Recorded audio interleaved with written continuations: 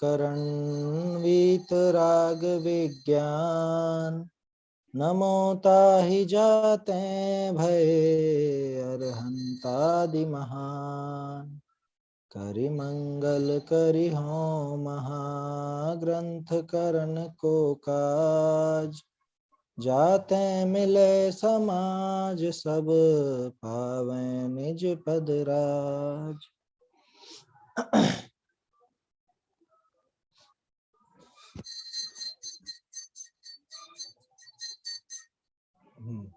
मोक्ष प्रकाशक में ये मोक्ष तत्व का अन्यथा रूप अपन देख रहे हैं कि वास्तव में इसके मोक्ष तत्व के संबंध में कैसी कैसी भूलें चलती हैं।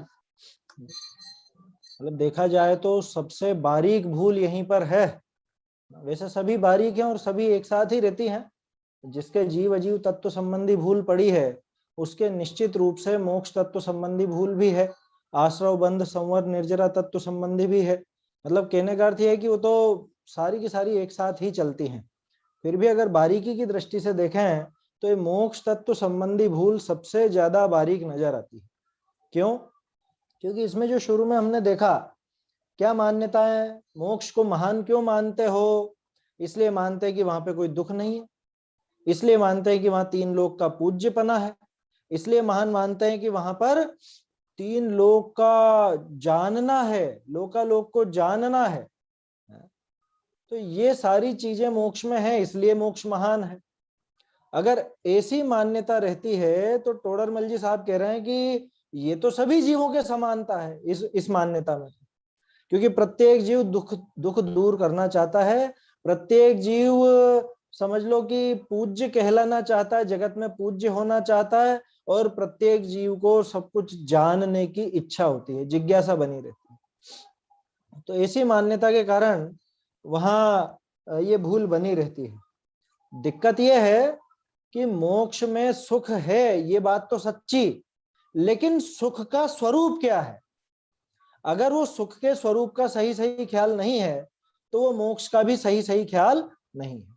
माने जो सुख को नहीं जानता, सुख के स्वरूप को नहीं जानता, वो मोक्ष के स्वरूप को कैसे जानेगा? उसके नजर में मोक्ष का स्वरूप सही कैसे होगा?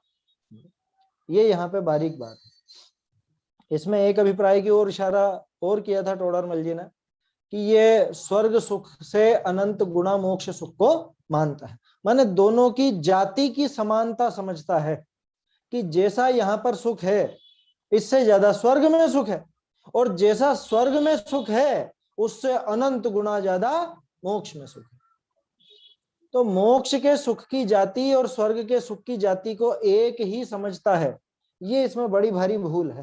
क्या लिखा था ना, ये ऐसा भी अभिप्राय है कि स्वर्ग में सुख है, उससे अनंत गुणा स्वर्ग, उससे अनंत गुणा सुख मोक्ष में।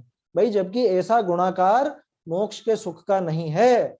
क्यों? क्योंकि जाति ही भिन्न है, दोनों की जाति अलग है। यहाँ जो स्वर्ग आदि में सुख है या जो संसार का सुख जो कहलाता है, वास्तव में वो सुख है ही नहीं, वो इंद्रिय जन्य है। मोक्ष में जो सुख है वो अतीन्द्रिय सुख है। दूसरी बात, यहाँ जो सुख है वो आकुलता सहित है, माने वास्तव में वो सुख है नहीं, सिर्फ कहा जाता है। और मोक्ष में जो सुख है वो निराकुलता वाला है, वहां आकुलता रंच मात्र भी नहीं है। तो ऐसा उसको वो सुख का भेद भाषित नहीं होता, सुख की भिन्नता भाषित नहीं होती। इसी वजह से अपन कह सकते हैं कि वास्तव में उसे मोक्ष का स्वरूप भी ख्याल में नहीं, क्योंकि मोक्ष का स्वरूप जो सुख है, अब ये कहता तो है कि वहां पे सब दुखों का अभाव है, सब दुखों का अभाव है माने कि वहां पे भूख का दुख नहीं है, तो उसको ये नहीं मालूम कि वहां पे खाने का सुख भी नहीं मिले। माने जिसको ये सुख कहता है वो खाने पीने में जो सुख मानता है वैसा सुख भी वहां नहीं मिलेगा।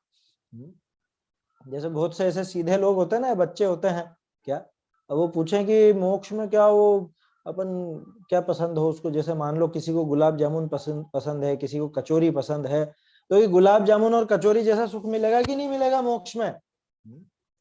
कि मोक्ष में गुलाब जामुन खाने को नहीं मिलेंगे, जलेबी खाने को नहीं मिलेगी कि नहीं मिलेगी, और तो फिर क्या काम का मोक्ष? तो असल में उसके दिमाग में अभी उस सुख की जाति भी स्पष्ट नहीं है।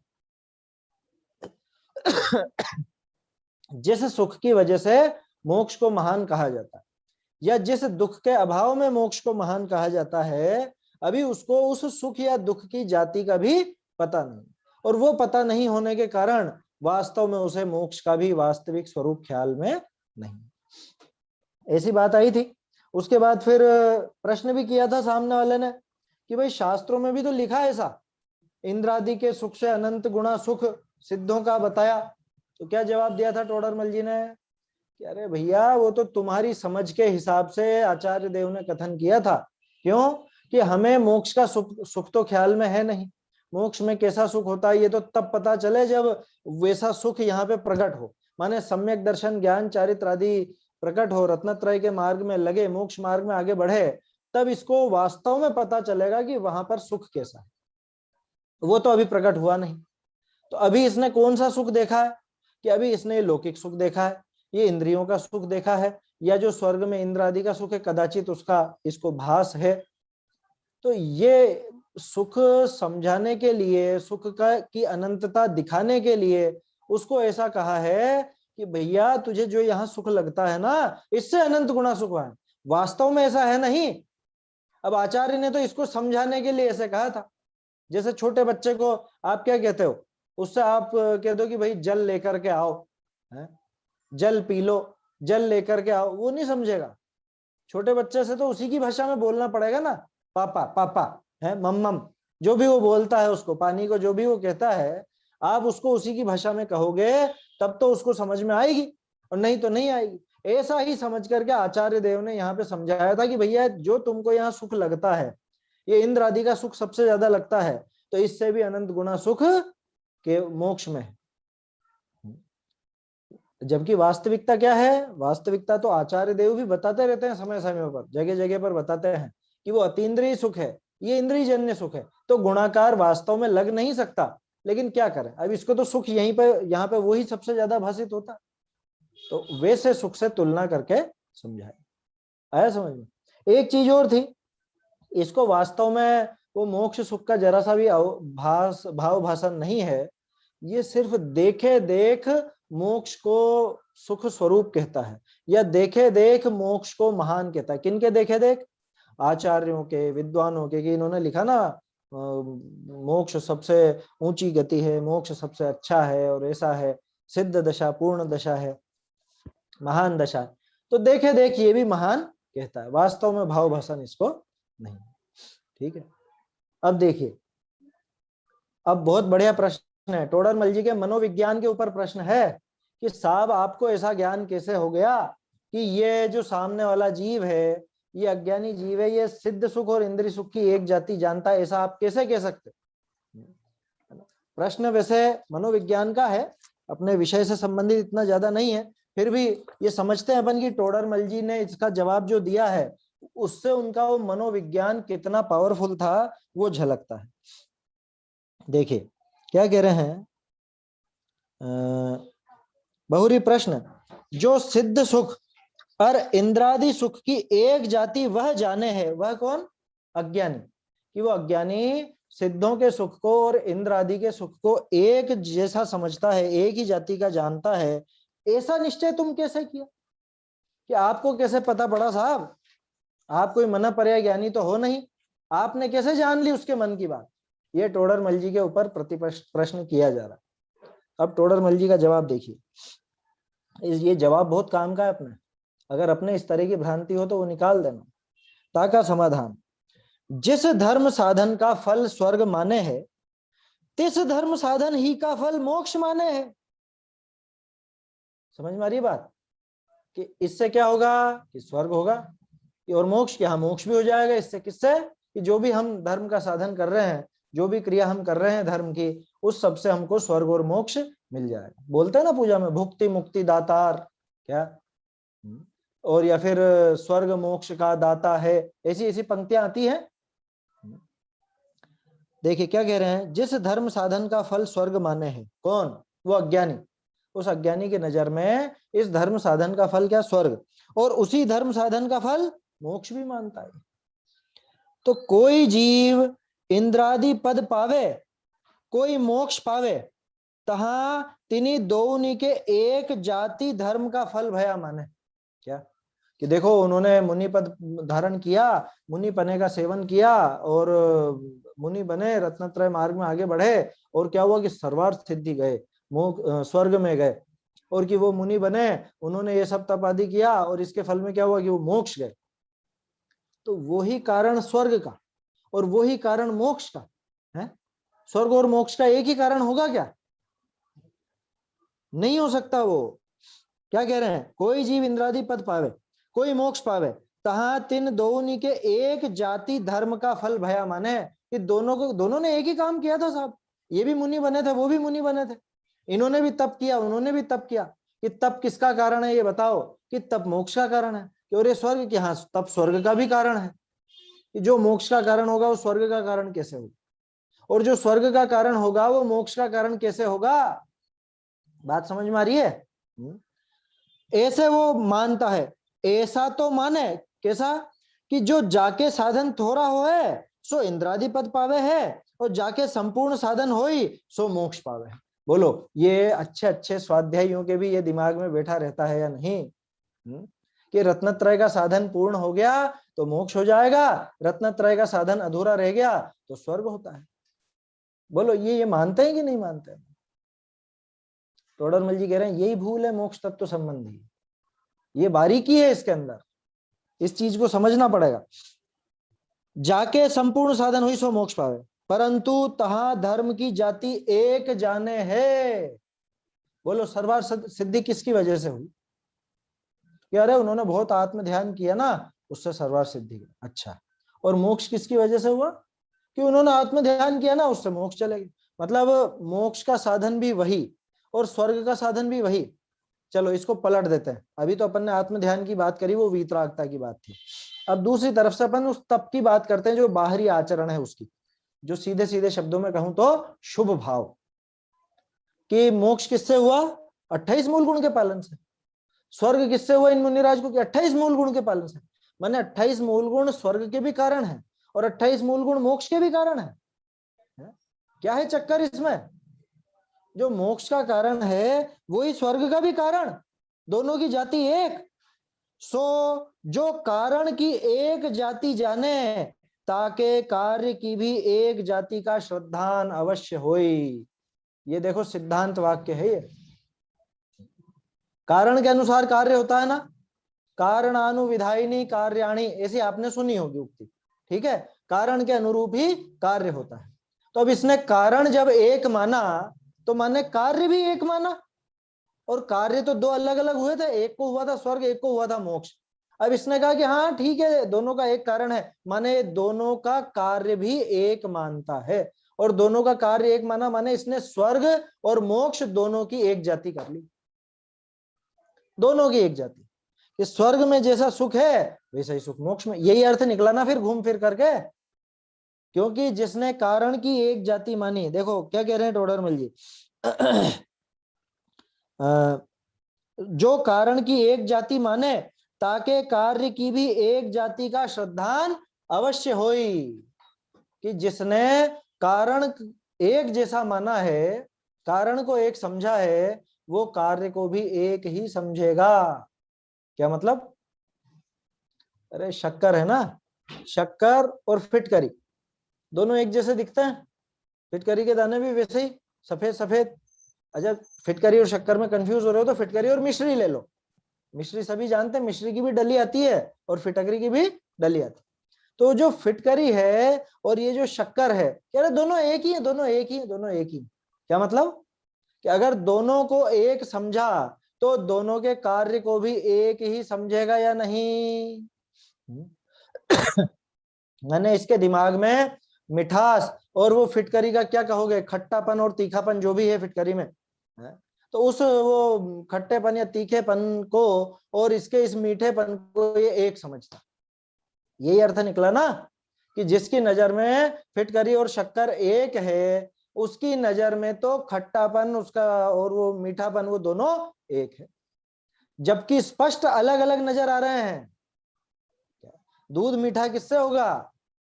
कुछ भी डाल लो, दोनों एक जैसी तो है ये है? शक्कर डालो कि फिटकरी डालो एक ही है। कह रहे हो फिटकरी डालते ही तो दूध फटने वाला है। आया समझ में? खत्म हो जाएगा सारा दूध, बिगड़ जाएगा। तो यही यहाँ पे बिगाड़ कर रहा है, ये मोक्ष तत्व संबंधी भूल में इसके बिगाड़ ही तो हो रहा है, और क्या हो रहा है। इसने सुख की जाति एक मानी, उसके तो ये मोक्ष तत्व संबंधी भूल ही तो है।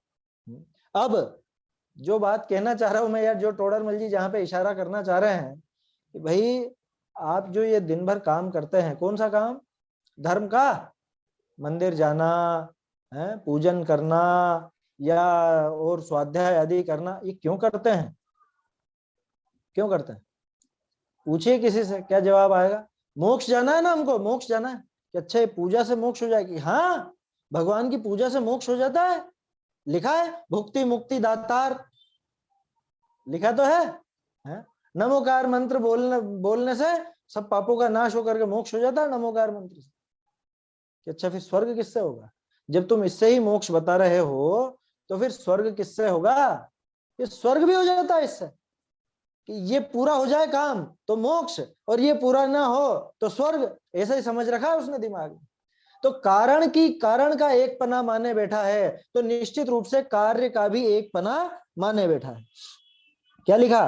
कारण तह धर्म की जाति एक जाने है, सो जो कारण की एक जाति जाने, ताकि कार्य की भी एक जाति का श्रद्धान अवश्य होए। जिसने कारण की एक जाति जानी है वो निश्चित रूप से कार्य की भी एक जाति जानेगा ही।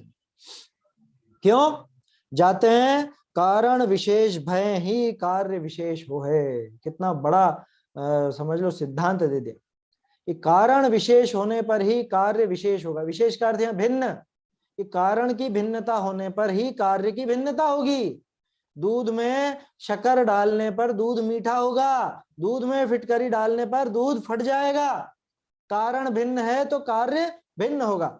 चावल में आप नमक डालोगे तो नमकीन होंगे चावल, चावल में शक्कर डालोगे तो चावल मीठे हो जाएंगे। मीठे चावल, नमकीन चावल बनाते हैं ना सभी, क्या दोनों ही चावल है, लेकिन दोनों में अंतर क्यों है? एक चरखे लग रहे हैं, एक मीठा लग रहा है। ऐसा क्यों? कि दोनों में अलग अलग कारण मौजूद है। एक में शक्कर मौजूद है तो वो मीठा लग रहा है, और एक में वो नमक मिर्ची आदि मौजूद है तो वो चरखा लग रहा है। नमकीन चावल, मीठे चावल तो सबके घर में बनते हैं, है ना, सीधा सा उदाहरण है। कारण की भिन्नता होने से कार्य की भिन्नता होती है या नहीं? कारण भिन्न हुआ तो कार्य अपने आप ही भिन्न हो जाएगा। अरे सीधा सा उदाहरण है, आम का बीज बोएंगे तो आम उगेगा, करेले का बीज बोएंगे तो करेला उगेगा। इतनी सीधी सी बात है। कौन सी फसल उगेगी? कि जिसका बीज डाला गया है वही फसल उगेगी। कारण भिन्न है तो कार्य भिन्न होगा। अब ये बताओ, स्वर्ग और मोक्ष, अगर इन दोनों का मैं एक कारण मानता हूं तो दोनों के कार्य में एक पना माना या नहीं माना? श्रद्धान में ऊपर से भले कहता हूं कि स्वर्ग अलग है मोक्ष अलग है, लेकिन मन में तो वही बैठा हुआ है ना कि हाँ दोनों एक जैसे ही। क्यों? क्योंकि मैं दोनों को एक ही कारण से साधना चाह रहा हूं, दोनों का कारण एक ही समझ रहा हूं। तो जब तक दोनों का एक कारण समझूंगा तब तक दोनों का एक कार्य भी समझूंगा ही समझूंगा। दोनों के स्वरूप में भिन्नता मेरे ख्याल में आने वाली नहीं। ये मोक्ष तत्व संबंधी भूल है। क्या कह रहे हैं? जाते हैं कारण विशेष भय ही कार्य विशेष हो है। ताते हम यह निश्चय किया, इसलिए हमको ये निश्चय हो गया कि वाकई अभिप्राय विषय इंद्रादि सुख और सिद्ध सुख की एक जाति का श्रद्धान है। क्योंकि वो तो एक ही काम करके दोनों कार्य सिद्ध करना चाह रहा है। माने उसने ये सोचा कि इससे ही मैं स्वर्ग भी साध लूंगा और इससे ही मोक्ष को भी साध लूंगा, ऐसा उसके दिमाग में बैठा हुआ। तो ये टोडरमल जी के मनोविज्ञान की खासियत, ये टोडरमल जी के मनोविज्ञान की ताकत। वो अंदर घुस करके पहचान गए कि इसके कहां पर बैठा हुआ है ये चोर।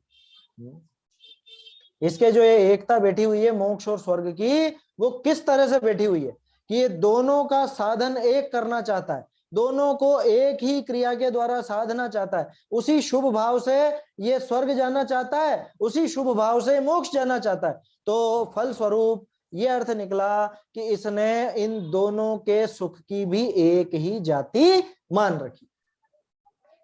ये सिद्ध हो गया इससे। कारण की समानता से कार्य की समानता सिद्ध हो जाती है, कारण की भिन्नता से कार्य की भिन्नता सिद्ध हो जाती है। ऐसा यहां पर स्पष्ट समझ में आता।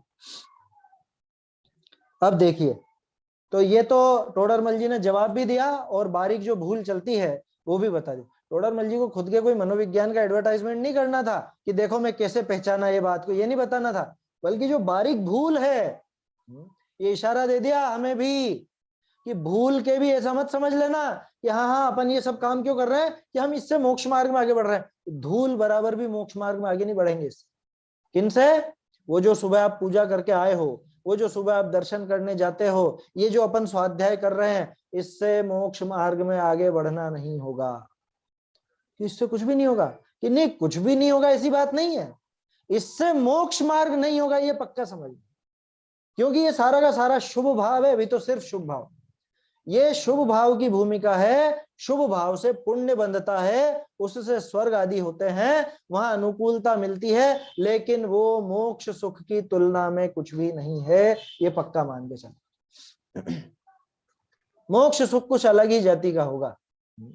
अभी तो हम स्वाध्याय आदि में जो सुख होता है ना, उसमें खूब संतुष्ट हो जाते हैं, यार बहुत बढ़िया, मजा आ गया, मजा आ गया, आज के आनंद की जय जयकारे लगते हैं ना पूजन विधान के बाद, सुने होंगे आप लोगों ने, आज के आनंद की जय, उसमें आनंद आ गया। उसमें आनंद किसमें आया है कि नहीं नहीं हमने बहुत समझ के की है साहब पूजा, ऐसे ही थोड़े ना, हमने कोरा बोल बोल के नहीं कि, हमने समझा भी है कि अच्छा समझा है, ठीक है, अच्छी बात है, समझा है तो, लेकिन समझ करके क्या किया? शब्दों का अर्थ ही तो समझा है, या वो भाव ही तो समझा है, वो विकल्पात्मक आनंद में ही तो मगन हो रहे हो। आज तो अब मोक्ष जैसा आनंद आ गया था, मोक्ष जैसा, ये भूल में मत रहना। मोक्ष जैसा आनंद सिर्फ और सिर्फ सम्यक दृष्टि जीव जानता है। सम्यक दृष्टि जीव ने उस सुख का उपभोग किया है तो वो जानता है कि वहां किस जाति का सुख मिलेगा। समझ में आई बात? इसलिए जिसके जब तक सम्यक दर्शन ना हो तब तक ये पक्का मानना कि मोक्ष तत्व संबंधी भूल तो चलती ही रहेगी। क्यों? क्योंकि जब तक उस सुख का स्वरूप भाषित नहीं हुआ, ये मोक्ष सुख को अच्छा, ऊंचा, सबसे बढ़िया कैसे कह रहा है? देखा देखी कह रहा है, और कुछ नहीं। जब तक हमें सम्यक्त्व की प्राप्ति ना हो तब तक समझ लेना कि देखा देखी ही कहा जा रहा है। तो क्या करें? नहीं कहें? नहीं कहेंगे तो यही कहना तो यही है, लेकिन उस सुख का पान करने का प्रयास करना चाहिए ना। वो जिस सुख की महिमा आचार्य देव गा रहे हैं, जिस सुख की महिमा विद्वानों ने, टोडरमल जी जैसे विद्वानों ने बताई है, उस सुख को प्राप्त करने का प्रयास करना चाहिए ना, कि वो गीत ही गाते रहे हम कि मोक्ष सुख ऐसा और मोक्ष सुख वैसा। ये गीत ही गाने हैं क्या? या उस सुख का आभास लेना, उस सुख का रस चखना है एक बार। आया समझ? जैसे कहते हैं ना बहुत से, देखे देख नाम सुन लिया कोई डिश का, अब अपने को तो ज्यादा पता नहीं है, ये पाक कला विशेषज्ञ जो होती है महिलाएं वही ज्यादा जाने, किसी भी डिश का मान लो नाम सुन लिया, कुछ भी, अब मुझे ध्यान नहीं आ रहा है कुछ भी, कह रहे वो डिश बहुत अच्छी होती है, वो जो रेसिपी बहुत बढ़िया, बहुत अच्छी है, ऐसी है वैसी है। अब देखा देख दूसरी महिला भी कहने लग जाए, हाँ हाँ हाँ बहुत अच्छी होती है, बहुत अच्छी होती है। ये तूने कभी बनाई, कभी खाई है? कभी बनाई नहीं, कभी खाई नहीं, तो फिर कैसे कह रहा है कि बहुत अच्छी है? उसके स्वरूप का भाषण नहीं, भाव भाषण नहीं है, फिर कैसे कह रहा है कि हाँ मोक्ष सुख बहुत अच्छा? किसका कहना सच और किसका कहना झूठ? कि जिसने उस सुख को चखा हो वो ये बात कहे कि हाँ मोक्ष सुख वास्तव में सबसे ऊंचा है, तब तो बात जमती। और जिसने कभी उस सुख का आस्वाद ही नहीं लिया, जिसने कभी उस सुख को चखा ही नहीं, और वो कहे कि हाँ हाँ मोक्ष का सुख तो गजब का है, जबरदस्त सुख है, ऐसा सुख तो पूरे लोक में कोई नहीं है, हैं? कहीं पर भी नहीं मिलेगा, स्वर्ग का सुख भी उसके आगे कुछ नहीं है, कि तूने देखा वो सुख? जब देखा नहीं तो कैसे कहता है? सिर्फ देखा देखी कहता है, देखा देखी। तो हमें सिर्फ देखा देखी का काम नहीं करना है, हमें वास्तव में उस सुख का पान करना है, तभी जाकर के मोक्ष सुख संबंधी, मोक्ष तत्व संबंधी ये जो अन्यथा रूप है, तभी जाकर के निकलेगा ये, तभी जाकर के मोक्ष तत्व का सच्चा श्रद्धान होगा। जब तक आप उस सुख का स्वाद नहीं ले लेते तब तक समझ लेना मोक्ष तत्व का अन्यथा रूप बैठा रहेगा दिन, तब तक मोक्ष तत्व संबंधी भूल चलती रहेगी। माने सात तत्व का श्रद्धान वास्तव में होगा ही नहीं तब तक, कि नहीं होगा, भले ही कहता रहे। आया समझ? खूब खूब वर्णन कर दे, बहुत अच्छा, लेकिन जब तक उस सुख का स्वाद नहीं लेगा तब तक इसका वो मोक्ष सुख की महिमा गाना झूठ है, झूठ, कोरा झूठ। देखिए आगे देखते हैं। अब आगे बता रहे हैं टोडरमल जी की क्या होता है मोक्ष में, है ना। अब थोड़ा सही स्वरूप वहां पे समझा रहे हैं। बहुरी कर्म निमित्त ते आत्मा के उपाधिक भाव थे, तिनका अभाव होते हैं शुद्ध स्वभाव रूप केवल आत्मा आप भया। यह एक संशोधन है, सोनगढ़ वाली पुस्तक में ही है। ये शुद्ध स्वभाव रूप जो है ना, इसकी जगह लिखा है शुद्ध भाव रूप। तो किसी की पुस्तक में अगर शुद्ध भाव रूप लिखा हो तो सुधार लीजिएगा, शुद्ध स्वभाव रूप है ये। फिर से पढ़ता हूं। बहुरी कर्म निमित्त आत्मा के उपाधिक भाव थे, संसार दशा में उपाधिक भाव है अपने, है ना। जितने भी कर्म के आश्रित भाव हैं वो सब उपाधिक भाव हैं। बहुत से लोग सिर्फ औदैहिक भावों को उपाधिक भाव समझते हैं, ऐसा नहीं है। क्षायोपशमिक भाव भी उपाधिक भाव आया समझ में। ये जो अभी हमारा ज्ञान जितना प्रकट है ना, ये भी तो उपाधिक भाव ही है। रागादि भाव तो उपाधिक है ही सही, लेकिन ये जो ज्ञान की कमी है ये भी एक उपाधिक भाव है। समझ में आई बात।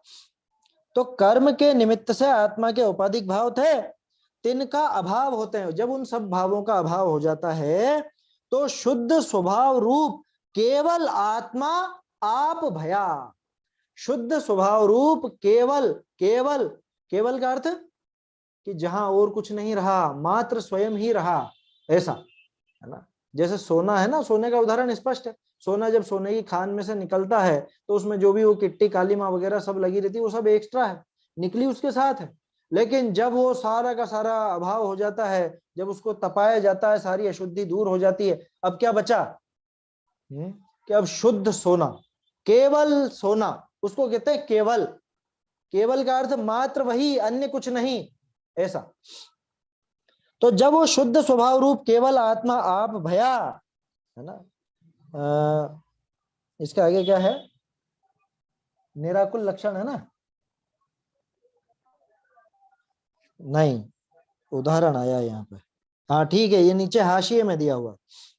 चलिए पढ़ता हूं इसको। केवल आत्मा आप भया, जैसे परमाणु स्कंद ते बिछुरे शुद्ध हो है, तैसे यह कर्मादिक ते भिन्न होई शुद्ध हो है। देखो कर्म परमाणु शुद्ध पुद्गल द्रव्य, मालूम है आपको शुद्ध पुद्गल किसको कहा जाता है? जो परमाणु होता है उसको शुद्ध पुद्गल द्रव्य कहा जाता है। स्कंद को शुद्ध नहीं कहते। व्यवहार से आप भले कह दो शुद्ध दूध, शुद्ध पानी, शुद्ध मावे की मिठाइयां, शुद्ध फला फला, शुद्ध घी, है मंगाते हैं ना अपन, शोध का घी, शोध का गुड़, शोध की शक्कर, है ये सब शुद्ध है, शुद्ध है, शुद्ध है। वो अपन इसलिए शुद्ध कहते हैं कि मिलावट नहीं, अथवा वो मर्यादा के अंदर का है, इसलिए अपन शुद्ध कहते हैं। वास्तव में अगर द्रव्य की अपेक्षा बात की जाए तो वो अशुद्ध पुद्गल द्रव्य है, अशुद्ध पुद्गल है वो। स्कंद का मतलब ही अशुद्ध, क्यों क्यों है स्कंद का मतलब अशुद्ध? क्योंकि तीसरी गाथा, क्या कहा समय सार जी की तीसरी गाथा में, कि जो अकेला है वही शुद्ध है, एक से दो होते ही अशुद्धता खड़ी हो जाती है। जब किसी का संयोग हो, है ना, तब वहां पे अशुद्धता आएगी, आएगी, 100% आएगी। चाहे उसी की जाति का मिला हो तो भी वो अशुद्ध हो जाएगा। सर्वत्र सुंदर लोक में एकत्व निश्चय गत समय, सर्वत्र सुंदर लोक में, कि वो तो सुंदरता की बात। अरे सुंदरता या शुद्धता एक ही चीज, आया समझ में। एयत्त निश्चय गदो समो सौवत्थ सुंदरो लोए, है ना गाथा, तीसरी गाथा, समय सार जी की तीसरी गाथा। उसमें बताया ना, अकेला रहे तो शुद्ध, एक से दो होते ही अशुद्ध हो जाता है। तो ये स्कंद क्या है बताओ? स्कंद जितना जो कुछ भी अपने को नजर आता है और जो नजर नहीं भी आता है, क्योंकि दोनों तरह के स्कंद होते हैं ना, बारीक भी होते हैं स्कंद।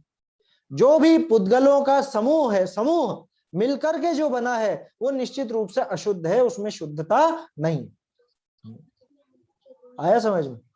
पुद्गल के लिए है ये बात। एक पुद्गल द्रव्य नहीं है वो अनंत पुद्गल द्रव्य मिलकर के एक स्कंद नाम पाता है। आया समझ में? ऐसे आप कहो कि आत्मा के अनंत प्रदेश, असंख्य प्रदेश हैं, तो आत्मा भी इतने इतने प्रदेशों से मिलकर बना, तो वो भी अशुद्ध की नहीं, वो द्रव्य एक है। आया समझ में? आत्म द्रव्य एक है। बात समझ में आ रही है? चाहे कितना ही बड़ा हो, चाहे 3 लोक के बराबर का आकार का हो, तो भी आत्म द्रव्य तो एक रहेगा, तो वो शुद्ध रहेगा अकेला रहेगा तो, और संयोग जब मिलेगा तो अशुद्ध हो जाए। अब आत्मा को संयोग किसका मिलता है कि पुद्गल द्रव्यों का ही संयोग मिलता है, और वो पुद्गल भी कैसे है, वो पुद्गल भी शुद्ध नहीं, वो पहले से अशुद्ध है। क्यों है अशुद्ध? क्योंकि वो परमाणु नहीं है, वो स्कंद है। आपके जो कर्म बंधते हैं वो क्या है, वो परमाणु है कि स्कंद है? अपन कहने को कह देते हैं कर्म परमाणु, वास्तव में कर्म नाम का कोई परमाणु नहीं होता। कर्म वर्गणाएं होती है, कार्मण वर्गणाएं होती है, और वो वर्गणाएं स्कंद है। आ रहा है समझ में? वो वर्गणाएं जो है, वो वर्गणाएं तो स्कंद रूप है। तो जो स्कंद है, जो कुछ भी स्कंद है, वो सारा का सारा अशुद्ध है। और शुद्ध पुद्गल द्रव्य कब कहलाता है कि जब उस स्कंद में से टूट करके वो परमाणु अलग हो जाए, वो परमाणु अकेला रहे, तब वह शुद्ध कहलाता, उसके बिना वह शुद्ध नहीं कहलाता। तो कहने का अर्थ वही कि एक अकेला द्रव्य रहे तो शुद्ध कहलाता, वही नियम यहाँ पर लागू हुआ। तो टोडरमल जी दोनों में तुलना करके बता रहे हैं कैसे कि आत्मा के कर्म के निमित्त से औपाधिक भाव थे, अनादिकाल से औपाधिक भाव लगे हुए थे। प्रश्न है क्या आपका? ये किसी का अभी रेज हैंड हुआ था आकाश करके, चलो वो तो लेफ्ट हो गए, कोई बात नहीं। क्या कहा था कि आत्मा के अनादिकाल से औपाधिक भाव था, उनका अभाव होने से शुद्ध स्वभाव रूप केवल आत्मा आप भया। आप माने स्वयं, कि केवल आत्मा, केवल आत्मा का अर्थ समझ लेना, केवल आत्मा माने अकेला आत्मा। सिद्ध होने पर क्या होता है, मोक्ष होने पर क्या होता है कि अकेला आत्मा ही बचता है, अन्य कुछ नहीं बचता उसमें। ऐसी स्थिति हुई, केवल आत्मा आप भया। तो जैसे परमाणु स्कंद से बिछुरे शुद्ध हो है, परमाणु जब स्कंद से बिछुड़ता है तब शुद्ध होता है, तैसे यह कर्मादिकते भिन्न हो शुद्ध है। देखो परमाणु के किसका संयोग लगा था, दूसरे परमाणुओं का अथवा उस दूसरे स्कंद का, ठीक है, वो संयोग था, उसकी वजह से उसके जो भी उपाधिक भाव उसके कह लो मान लो, है ना, लेकिन जब उनसे बिछड़ता है तब वह शुद्ध हो जाता है। ऐसे आत्मा के किसका संयोग लगा हुआ अनादिकाल से, कि कर्मों का संयोग लगा हुआ है। अनादिकाल से कार्मण वर्गणाएं इससे जुड़ी हुई हैं, बंधी हुई हैं, चिपकी हुई हैं, या आत्मा इनसे चिपका हुआ है, कुछ भी कह लो। तो जब इन सब का संयोग हट करके अकेला आत्मा बचता है, केवल आत्मा, केवल आत्मा, केवल अपना स्वरूप है, इतना मात्र बचता है, तभी जाकर के आत्मा भी शुद्ध होता है। जैसे वो परमाणु शुद्ध हुआ, ऐसे ही ये शुद्ध हुआ। कि अच्छा तो दोनों समान है कि नहीं, अंतर है इनमें। अंतर कैसा है, विशेष इतना, वह दो अवस्था विषय दुखी सुखी नहीं। वह कौन, वह कौन, वो परमाणु, कि परमाणु की भी शुद्धता दिखाई ना, परमाणु स्कंद से अलग हुआ तब शुद्ध हुआ। अब चक्कर क्या है कि परमाणु वो स्कंद में मिलकर के अशुद्ध बना रहे, चाहे अलग होकर के शुद्ध हो जाए, वो दुखी या सुखी नहीं होता। परमाणु में दुख सुख नहीं है, चाहे शुद्ध अवस्था हो चाहे अशुद्ध अवस्था हो, उसको कोई सुख दुख नहीं है। और आत्मा अशुद्ध अवस्था विषय दुखी था, अब ताके अभाव होते हैं निराकुल लक्षण अनंत सुख की प्राप्ति। भाई ये फर्क पड़ जाता है ना, दो चीजें दिखाई, शुद्ध पुद्गल शुद्ध आत्मा, अशुद्ध पुद्गल अशुद्ध आत्मा। लेकिन पुद्गल चाहे अशुद्ध हो चाहे शुद्ध हो, उसको कोई दुख सुख नहीं होता। लेकिन आत्मा जब तक अशुद्ध अवस्था में रहेगा, मिलावट की अवस्था में रहेगा, किसी के संयोग में रहेगा, तब तक दुखी रहेगा।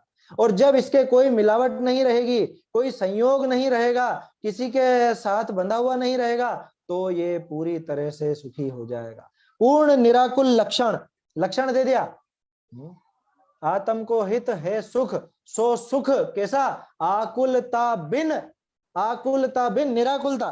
तो सुख का लक्षण क्या, सुख का लक्षण क्या, सुख का लक्षण निराकुलता, निराकुलता। ये दिमाग में बैठा लीजिए, नींद में भी कोई उठा के पूछे ना सुख माने क्या, कि निराकुलता। सुख का अर्थ ही निराकुलता है, अन्य कुछ नहीं है सुख। कि पेट भर जाए वो सुख है, रुपए पैसे मिल जाए वो सुख है, अच्छा पहनने ओढ़ने को मिल जाए वो सुख है। पहला सुख निरोगी काया, दूजा सुख घर में हो माया, तीजा सुख पुत्र आज्ञाकारी है, और चौथा सुख कुलवंती नारी, या फिर तीजा चौथा जो भी हो आगे पीछे कर लेना, ऐसे सुखों की गिनती करी ना।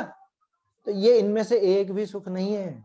निरोगी काया हो तो भी दुखी हो, पैसे हो तो भी दुखी हो, आज्ञाकारी पत्नी हो तो भी दुखी, है ना, आज्ञाकारी पुत्र हो तो भी दुखी हो सकते हैं, कोई बड़ी बात नहीं देखेंगे ऐसे उदाहरण। तो कहने का अर्थ यह है कि वास्तव में सुख का एक ही लक्षण है और वो है निराकुलता, आकुलता से रहित होना। और ऐसी आकुलता निराकुल लक्षण अनंत सुख कहाँ मिलता है? कि वो निराकुलता लक्षण रूप जो सुख है, ऐसा अनंत सुख मिलता है मोक्ष में। ये ऐसा करके स्वीकार करना मोक्ष का, ऐसा नहीं कि हाँ स्वर्ग में है उससे अनंत गुना, ये भूल में हो। वो इंद्रिय सुख है, वो आकुलता वाला सुख है ना। यानी वास्तव में सुख नहीं है, सिर्फ नाम से सुख है। सुख नाम है उसका, असल में सुख नहीं है स्वर्गों का सुख। क्या कह रहे हैं? निराकुल लक्षण अनंत सुख की प्राप्ति भाई कहां पर? मोक्ष में। अब दूसरी तरफ स्वर्ग का सुख देखो बहुरी, इंद्रादिकनी के जो सुख है सो कषाय भावनी करी आकुलता रूप है। चाहे इंद्र हो, चाहे कोई भी हो, बड़े से बड़ा देव हो, चाहे सम्यक दृष्टि देव हो ना, उसके आकुलता है या नहीं है? आकुलता है। क्यों है? क्योंकि उसके तो कषाय भाव है, कषाय भावनी करी आकुलता रूप है, सो वह परमार्थ तय दुख ही है। क्या परमार्थ से दुख है? प्रवचन सार जी में दिया है वर्णन पूरा, वहां पे पूरा वर्णन है वो देवों का सुख कैसा है। वहां तो उसका पुड़ी का उदाहरण दिया है, जैसे तेल में पुड़ी नाच रही है। अब वो पुड़ी नाच रही है कि वो वहां पे उबल रही है, क्या हो रहा है? ऐसे ही ये देव आदि उस सुख को भोग रहे हैं, समझ लेना। लिखा था वो गाथा है ना, रमंती विषयेषु रम्येषु, कि रम्य विषयों में रमण करते हैं। कैसे रमण करते हैं? जैसे वो पुड़ी नाचती, तेल में वो पुड़ी नाचती है ना, ऐसे ये सुख भोगते हैं। ये बताओ सुख भोग रहे हैं या वो आकुलता सहन नहीं हो रही तो वो सुख की तरफ झंपापात करते हैं? ऐसे ऐसे शब्द है वहां पे प्रवचन सार जी में है। आकुलता सहित है, कषाय सहित है, तो आपको जो नजर आता है सुख, वो सुख नहीं है वास्तव, वो आकुलता सहित है तो दुख ही है। सो वह परमार्थ ते दुख ही है, ताते वाकी याकी एक जाति नहीं। किसकी किसकी? इस स्वर्ग के सुख की और उस मोक्ष सुख की एक जाति नहीं है। और जो इन दोनों की एक जाति समझता है या इन दोनों में तुलना करता है, गुणाकार करता है, वो भ्रम में है, गुणाकार नहीं किया जा सकता। अच्छा चलो बाकी स्वर्ग का तो छोड़ो, सर्वार्थ सिद्धि वाले को जो सुख है उससे तो तुलना की जा सकती है, हैं? अरे भैया आकुलता है ना वहां पे, अभी 3 कषाय चौकड़ी पड़ी है या नहीं पड़ी? पड़ी है, कषाय पड़ी है, राग द्वेष पड़ा है, माने आकुलता पड़ी है, माने दुख पड़ा है। आप उसको सुख कैसे कह सकते हो? उसे सुख नहीं कहा जा सकता, ऐसा समझना चाहिए। देखिए एक जाति नहीं बहुरी स्वर्ग सुख का कारण। अब देखो जो कारण की विपरीतता और कार्य की विपरीतता वाली बात आई थी, स्वर्ग सुख का कारण कौन?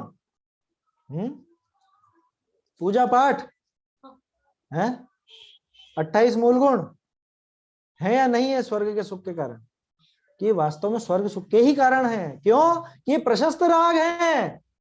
देखो स्वर्ग सुख का कारण प्रशस्त राग है और मोक्ष सुख का कारण वीतराग भाव है। अब अंतर करना सीख लेना चाहिए हमको कि 28 मूल गुण, सबसे ऊंची बात कर रहा हूं मैं तो, 28 मूल गुण से ऊंचा कौन सा शुभ भाव?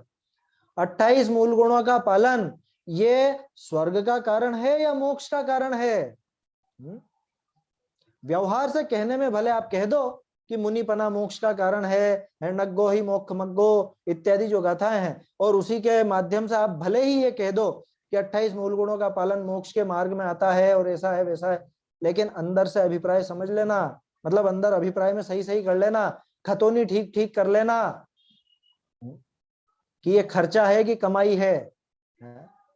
करते हैं ना, जैसे बहुत से जो हिसाब किताब करना जानते हैं वो समझते हैं, जो प्रॉफिट एंड लॉस अकाउंट बनाया जाता है उसके अंदर कुछ खर्चे ऐसे होते हैं जो जान करके किए जाते हैं, लेकिन वो वास्तव में खर्चे नहीं है, वो इन्वेस्टमेंट है एक तरह से।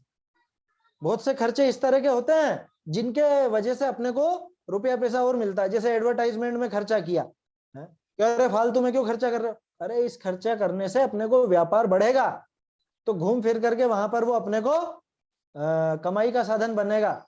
ये एक उदाहरण दिया मैंने। तो वास्तव में खर्चा है या कमाई है, ये विचार कर लेना। ठीक ऐसे ही यहाँ पर उल्टा लगा लेना कि ये जो शुभ भाव है ये स्वर्ग के कारण है, यानी संसार के कारण है, या मोक्ष के कारण है। यहाँ पे स्वर्ग का कारण नहीं दिखाना चाह रहे हैं टोडरमल जी, मोक्ष का कारण और स्वर्ग का कारण ऐसा नहीं कह रहे हैं। यहाँ साफ साफ समझना कि मोक्ष का कारण और संसार का कारण, ये अंतर समझ लेना। क्यों? क्योंकि स्वर्ग का कारण कहते से ये चिपक जाएगा वहां पर, इसको कहना पड़ेगा स्वर्ग का नहीं, ये संसार का कारण। क्योंकि स्वर्ग कहाँ है, स्वर्ग भी संसार में। तो जो स्वर्ग के कारण की चिपकाट है माने संसार की चिपकाट पड़ी। अगर ये स्वर्ग के कारण उन शुभ भावों से चिपकता है तो ये संसार के कारणों से चिपकता है, ऐसा समझ लेना। दोनों में अंतर है। क्या कह रहे हैं कि भाई परमार्थ से तो वो जो स्वर्ग है, स्वर्ग का सुख है वो दुखी है, ताते हैं बाकी याकी एक जाति नहीं। बहुरी स्वर्ग सुख का कारण प्रशस्त राग है और मोक्ष सुख का कारण वीतराग भाव है। तो वो 28 मूल गुण मोक्ष सुख का कारण नहीं है कि बिल्कुल नहीं है। क्यों रे, तो मुनिपना मोक्ष का कारण नहीं? कि मुनिपना मोक्ष का कारण है ना, लेकिन मुनिपने का वास्तविक स्वरूप क्या है, क्या चीज है मुनिपना? 28 मूलगुण मुनिपना है या वो वीतराग भाव मुनिपना है? वो वीतराग भाव जिसको आप मुनिपना कहोगे वो मोक्ष सुख का कारण कहलाए। और अगर 28 मूल गुणों को मुनिपना कहोगे तो वो मुनिपना तो आपके स्वर्ग का कारण कहलाएगा। ये अंतर करना हमको आना चाहिए। आया समझ में? मोक्ष सुख का कारण वीतराग भाव, ताते कारण विषय भी विशेष है, ऐसा भाव या को भासे नहीं, ताते मोक्ष का भी या के साचा श्रद्धान नहीं। ऐसी भिन्नता इसको ख्याल में नहीं आती, ऐसी भिन्नता इसको पता नहीं चलती, इसलिए इसके मोक्ष का भी वास्तव में सच्चा श्रद्धान नहीं है। अब देखिए यहाँ जो लिखा ना, इस प्रकार इसके या प्रकार या के साचा तत्व श्रद्धान नहीं, यह एक तरह से सार संक्षेप आ रहा है। सातों तत्वों की बात हो गई कि रह गया कुछ? अभी रह गया। क्या रह गया? पुण्य और पाप रह गया। टोडरमल जी ने लिखा था पुण्य और पाप का, लेकिन लिख करके काट दिया था। फिर भी मैं आपको दिखाता हूं यहां पर, देखिए।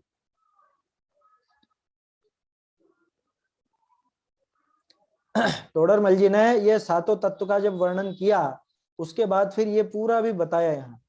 एक सेकंड,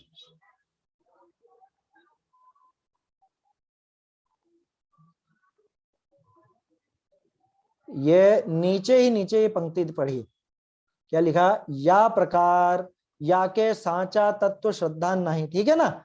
इसके बाद ये पंक्तियां काटी हुई है। जो काटी हुई पंक्तियां हैं वो मैं आपको पढ़ के सुनाता हूं। बहुरी पुण्य पाप मिलाएं 9 पदार्थ हो है, दिख रहा है?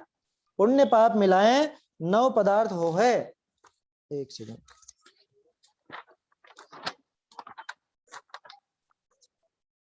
सो याके पुण्य पाप का भी श्रद्धान ठीक नहीं, व्रतशील आदिक पुण्य का कारण को भला कहे, ताका फल इंद्रिय सुख।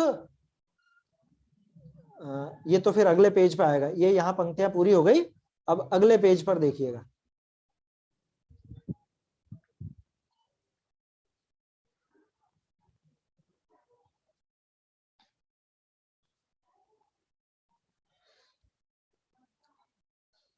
ताका फल इंद्रिय सुख है ना, फिर उसके आगे देखिए ऊपर ही ऊपर ये काटा हुआ है, जो ताको बुरा कहे।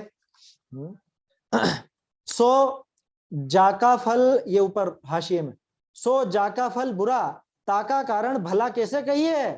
बहुरी इस लोक के इंद्रिय सुख को बुरा कहे, देवादिक का सुख को भला कहे। सो जाति तो इंद्रिय सुख की सुखनी की एक, यह बुरा वह भला कैसे मानिए? बहुरी ये भी कहे पुण्य पाप दो बुरे हैं, देवादि सर्व पर्याय संसार रूप है। सो मुक्तें तो कहे, परंतु मोक्ष मार्ग का निरूपण करे तब फिर ये काट दिया, तब शुभ भाव ऐसा करके काट दिया था। इसके बाद फिर लिखा है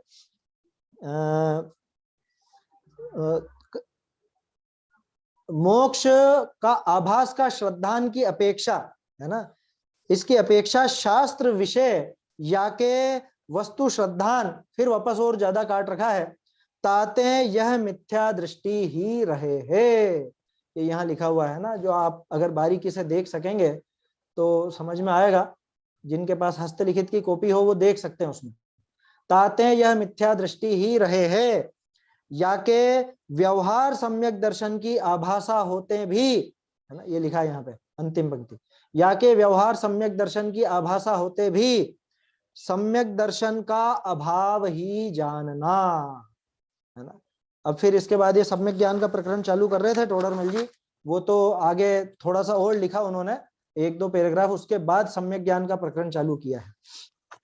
तो यहाँ क्या कहना चाह रहे हैं टोडरमल जी, वो मैं आपको इसका शॉर्ट में पढ़ के बताता हूँ।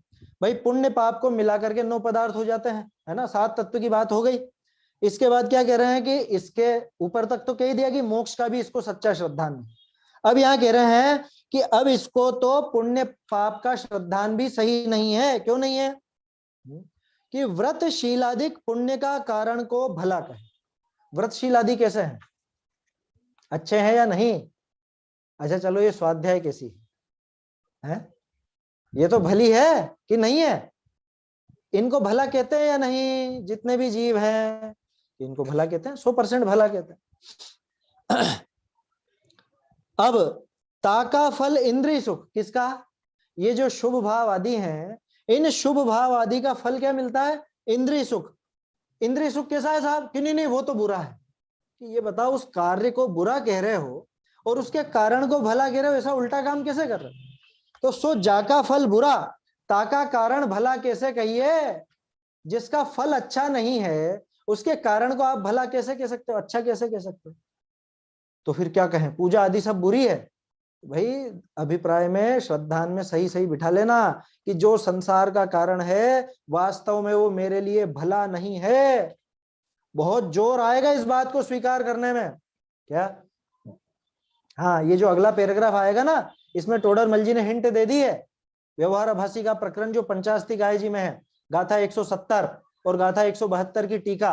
170 की गाथा में क्या लिखा कि जिसको अभी शास्त्रों में बहुत रुचि वर्तती है उसका मोक्ष अभी बहुत दूर है, ऐसा लिखा। बोलो, गाथा 170 देखिएगा, पंचास्ति का संग्रह।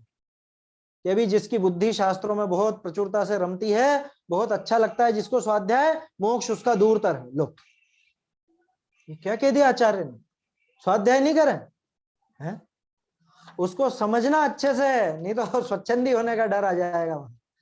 तो यहाँ पे टोडरमल जी का इशारा इधर ही है। भाई जिसके फल में इंद्रिय सुख मिल रहा है उसको आप भला कैसे कह सकते? ये शुभ भाव भले हैं या नहीं? सीधा प्रश्न है कि शुभ भाव वास्तव में भले नहीं है। क्यों? क्योंकि इनका फल तो संसार में ही मिलने वाला है। कैसे उतरे ये बात? कैसे उतरे? गुरुदेव 45 वर्षों तक ये बात सुनाते रहे, समझाते रहे, तो ही लोगों के समझ में नहीं आती। ये 5 मिनट में क्या समझ में आ गए? टोडरमल जी का ये पैराग्राफ हालांकि काटा हुआ है लेकिन काम का है, समझने जैसा है। फिर से पढ़ता हूं, समय तो हो गया है अपना। व्रतशीलादिक पुण्य का कारण को भला कहा, ठीक है, और ताका फल इंद्रिय सुख ताको बुरा कहे। समझ में आ रहा है ना? भाई व्रतशील आदि को तो भला मानता है और उसका फल जो स्वर्ग, स्वर्ग कैसा है? स्वर्ग का सुख कैसा है? कह रहा बुरा, बुरा, इंद्रिय सुख बुरा। कि जिसका फल बुरा उसका कारण भला कैसे हो सकता है? ये तो विचार करो। बहुरी एक और चीज कहता है, इस लोक के इंद्रिय सुख को तो बुरा कहे और देवादिक के सुख को भला कहे। ये कैसी विपरीतता? कहते हैं ना, अरे यहाँ संयम से रहो, संयम से रहो। क्यों रहो? कि वहां स्वर्ग का सुख भोगने को मिलेगा, देव आदि। जब तुझे सुख भोग नहीं पसंद है तो यहाँ का सुख बुरा और वहां का सुख भला, ऐसा कैसे कहता है? दोनों की जाति तो एक ही है ना। जाति तो इंद्रिय सुखनी की एक, चाहे वो यहाँ मनुष्य गति का सुख हो चाहे वो स्वर्ग का सुख हो, दोनों की एक ही जाति। यह बुरा और वह भला, ऐसा कैसे? ये वैसी बात होगी जैसे अन्यमति कहते हैं ना, यहाँ ब्रह्मचर्य से रहो वहां पे देवियां मिलेंगी। तो जब वहां पे देवियों को भोगना अच्छा है तो यहाँ पे ब्रह्मचर्य से रहना अच्छा कैसे हुआ? या तो वो गलत है या फिर ये गलत है, दोनों में से एक चीज गलत है। बहुरी ये भी कहे, अब देखो ये अपने जैसों की बात आ गई, ये भी क्या कहता, अरे पुण्य पाप दोनों ही बुरे हैं, दोनों का ही फल फल संसार है। प्रत्येक स्वाध्यायी जीव ये बात कहता है या नहीं? कहते हैं पुण्य बुरा और पाप भी बुरा, दोनों ही बुरे हैं साहब। क्यों? क्योंकि वीतराग भाव ही अच्छा है। कहता तो है सो मुखते तो कहे, क्या कह रहे हैं टोडरमल जी, मुंह से ऐसा बोलता तो है लेकिन अभिप्राय में अभी वैसा बैठा हुआ नहीं है ना। तो शास्त्र में इसके वस्तु का श्रद्धान सही सही नहीं है ना, ऐसा यहाँ पे आगे और काटा हुआ है। ऐसे याके सम्यक दर्शन का उपाय है, ये सम्यक दर्शन का उपाय किया साहब, 7 तत्वों का श्रद्धान ऐसा किया, 9 पदार्थों का श्रद्धान ऐसा किया। इसके व्यवहार सम्यक दर्शन की आभासा होते भी क्या ऐसा लगता तो है कि इसके ये सम्यक दर्शन हो गया, क्यों कि तत्वार्थ श्रद्धान किया ना, लगता तो है कि तत्वार्थ का श्रद्धान है लेकिन वास्तव में कोरा आभास पड़ा हुआ है, इसलिए इसके वास्तव में वो व्यवहार सम्यक दर्शन भी नहीं है। क्यों कि अंदर शक्कर ही नहीं है, तो शक्कर का डब्बा किस बात का? जब निश्चय सम्यक दर्शन नहीं है तो फिर ये व्यवहार सम्यक दर्शन कहलाएगा क्या? तो इसके साथ तत्व का श्रद्धान दिखता है लेकिन वास्तव में नहीं है। वो अभिप्राय की इतनी बारीक बारीक भूलें यहाँ पर टोडरमल जी ने हमको बताई है ना। तो ये यहाँ पे प्रकरण पूरा हो गया मोक्ष तत्व के अन्यथा रूप का। अब इनका एक संक्षेप रूप में और वर्णन आएगा है ना, उसकी चर्चा अपन कल करेंगे, अभी समय ज्यादा हो गया है। ये आप ढंग से देखिएगा, वो जो पंचास्तिकाय संग्रह की गाथा बताई है उसके बारे में भी देखिएगा कि कैसे ये सारी चीजें बुरी है या नहीं। थोड़ा सा अंदर यहाँ खटका लगना चाहिए, अंदर एकदम से ऐसा क्या कहें अभी जैसे चौंक जाए ना कोई सुन के, कह रहे मैं ये सारे काम करता हूँ ये सब बुरे, कह रहे इनको बुरे स्वीकार तो करो, छोड़ने की नहीं कह रहे, ध्यान रखना। पूजा पाठ भक्ति स्वाध्याय आदि कुछ भी नहीं छुड़ाया जा रहा है, लेकिन इनको स्वीकार करो कि ये वास्तव में भले नहीं, क्योंकि अगर इनमें भलापन मान करके बैठे रहे तो वीतराग भाव के प्रति कैसे लालयित होंगे। आचार्य देव तो सारे ही राग छुड़ाना चाह रहे हैं और हम इसको चिपकाना चाह रहे हैं, नहीं नहीं थोड़ा तो भला है। ये कहाँ जाएगा भैया? अभी राग को बिल्कुल एक झटके से कि हाँ बिल्कुल गलत है ऐसा स्वीकार करे तब तो ये वीतरागता की तरफ आगे बढ़ पाएगा, है ना। ये प्रकरण यहाँ पे मोक्ष तत्व का अन्यथा रूप पूरा हो गया।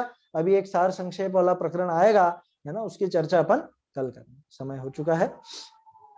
निज निधि निज में बताई यह अनंत उपकार है, इसके लिए जिन वाणी माँ को वंदना शत बार है, वंदना शत बार है।